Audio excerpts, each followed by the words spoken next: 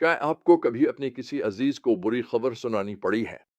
शायद आपको अपने दोस्त को यह बताना पड़ा हो कि इसके शरीक हयात ने बेवफाई की है, या अपने खानदान वालों को किसी लाइलाज बीमारी की तशखीस के बारे में आगाह करना पड़ा हो।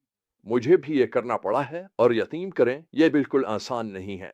अगर आपको भी ये करना पड़ा है तो आप कुछ हद तक समझ सकते हैं कि यर्मिया ने क्या महसूस किया होगा।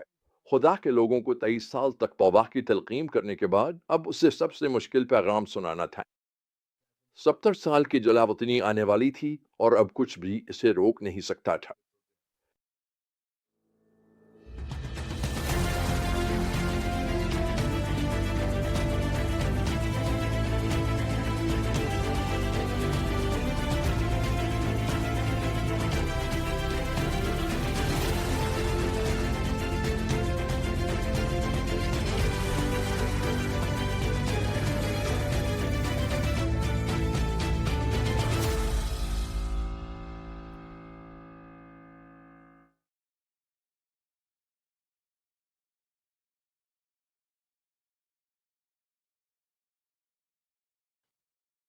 इस हिस्से का मरकजी नुक्ता बहुत गहरा है।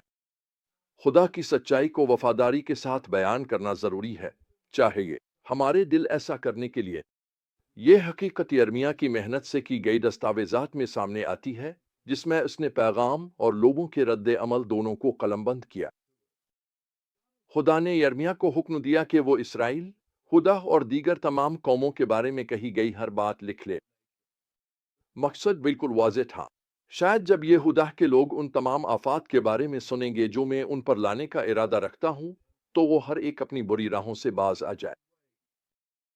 इतनी देर हो जाने के बावजूद भी खुदा तौबा का मौका फराहम करता है।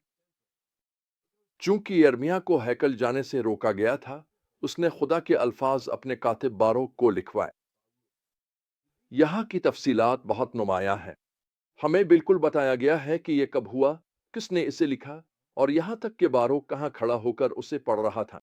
ये मोहतात दस्तावेजी अमल उन पेशीन गोइयों की तारीखी सच्चाई को उजागर करता है। ये कोई मुबहम पेश गोइयाँ नहीं हैं, बल्कि मखसूस वक्तों पर मखसूस लोगों के लिए दिए गए वाज़े अल्फाज हैं। खुद पैगाम तबाह कुन है। 70 साल तक यहूदा बाबुल के बादशाह की खिदमत करेगा।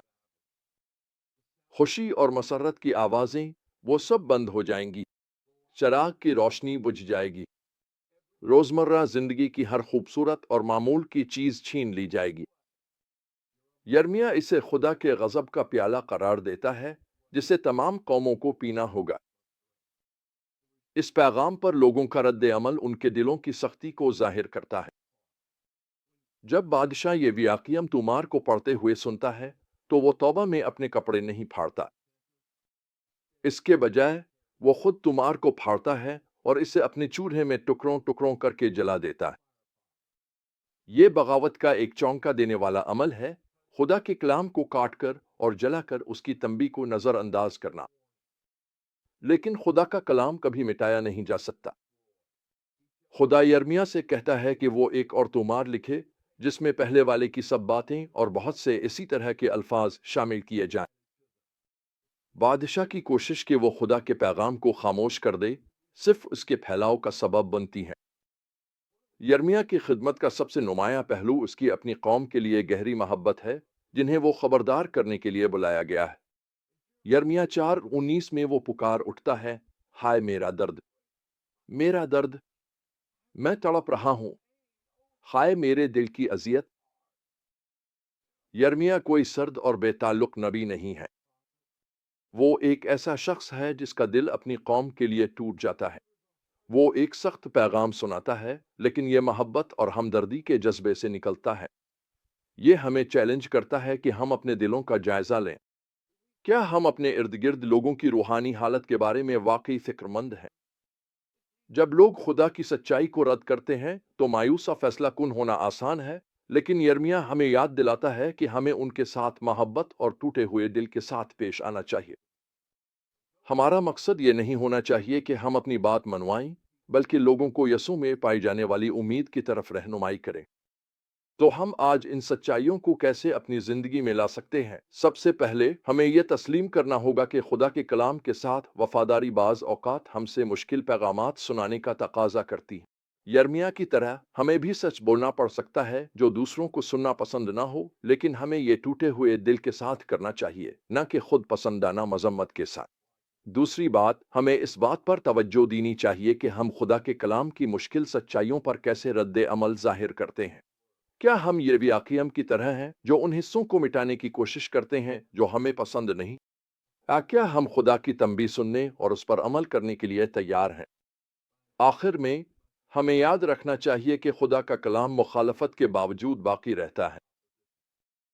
जिस तरह जली हुई तुमार को दोबारा लिखा और बढ़ाया गया, इसी तरह खुदा की सच्चाई को ना दबाया जा सकता है और ना ही मिटाया जा सकता है। यर्मिया की कहानी हमें याद दिलाती है कि खुदा के साथ वफादार रहना हमेशा मुस्बत नताइज देखने का मतलब नहीं होता। 23 साल तक उसने मनादी की, लेकिन बज़ाहिर कोई खास कामयाबी ना मिली। फिर भी वो खुदा की सच्चाई सुनाता रहा, चाहे इसके लिए इसका दिल टूटता रहा। इसकी मिसाल हमें यह चैलेंज देती है कि हम अपनी जिम्मेदारी में वफादार रहें, चाहे हमें नताइज नजर आए या ना आए, और खुदा की सच्चाई को हिम्मत और हमदर्दी के साथ पहुंचाएं। क्योंकि आखिर में हमारी कामयाबी अहम नहीं है, बल्कि इस जात के साथ हमारी वफादारी अहम है जिसने हमें बुलाया है।